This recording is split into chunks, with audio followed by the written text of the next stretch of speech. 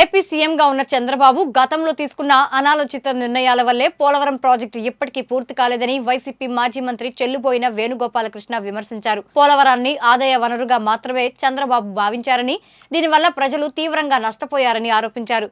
కేంద్రం నిర్మించాల్సిన ప్రాజెక్టులను రాష్ట్ర ప్రభుత్వం తీసుకోవడం దగ్గర నుంచి కాపర్ డ్యాం పూర్తి కాకుండానే డయాఫ్రమ్ వాల్ నిర్మాణం వరకు అన్ని చంద్రబాబు తప్పిదాలే ఇందులో ఉన్నాయన్నారు.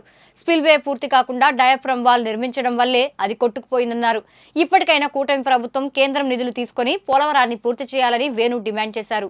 నారా చంద్రబాబు నాయుడు గారు ఈ ప్రాజెక్టు నిర్మాణ పనుల్ని రాష్ట్ర ప్రభుత్వం చేపడుతుందని చెప్పిన కారణం, ఒప్పించిన కారణం అంటే చంద్రబాబు నాయుడు గారికి ఒక నైజం ఉంది.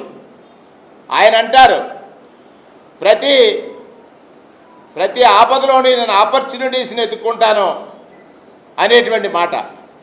అంటే పోలవరం ఆయన గడిచిన 9 సంవత్సరాలు గతంలో 9 సంవత్సరాలు ముఖ్యమంత్రిగా ఉన్నా పోలవరం నిర్మాణం కోసం ఏ రోజు కూడా ప్రయత్నం చేయలేదు. పోలవరం గురించి ఏ రోజు మాట్లాడలేదు.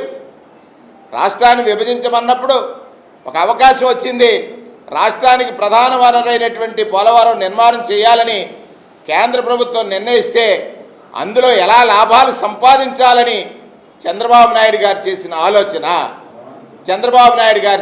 ఆలోచన రెండవది కూడా చెప్తా ఉన్నాను. ఆయన ప్రత్యేక తరగతి హోదాని ప్రత్యేక ప్యాకేజ్ కోసం రాత్రికి రాత్రి వచ్చి ప్రెస్ మీట్ పెట్టింది కూడా ఈ రాష్ట్ర పౌరులందరూ కూడా ఒకసారి గమనించాలి. ఈ రెండింటి వల్ల, ఆయన తీసుకున్న ఈ 2 నిర్ణయాల వల్ల ఈ రాష్ట్రంలో ఉన్నటువంటి రైతులు కానీ, యువత కానీ, మహిళలు కానీ, ప్రజలు కానీ ఎంత నష్టపోయారనే విషయాన్ని ఒకసారి మీ ద్వారా రాష్ట్ర పౌరులందరూ ఆలోచన చేయమని గతానికి ఒకసారికి వెళ్ళి 2016 డిసెంబర్లో ప్రాజెక్టు పనులు ప్రారంభమైనటువంటి పనులు తనకున్నటువంటి విజనరీ అనేటువంటి చంద్రబాబు నాయుడు గారు నవ్వాల్సింది ఏంటంటే, ఆయన చాలా విజన్ ఉన్నటువంటి మనిషి. ప్రాజెక్టు నిర్మాణం ఒక ప్రోటోకాల్ ఆర్డర్స్లో జరగాల్సినటువంటి అవసరం ఉంది. ఈ ప్రాజెక్టు నిర్మాణం చేయాలంటే ముందు పునాదులు ఎలా వేయాలి? పునాదులు అంటే ఆ రోజు ఉన్నటువంటి పరిస్థితుల్లో ఎగువ కాపర్ డ్యామ్, దిగువ copper dam, diaphragm wall, spillway.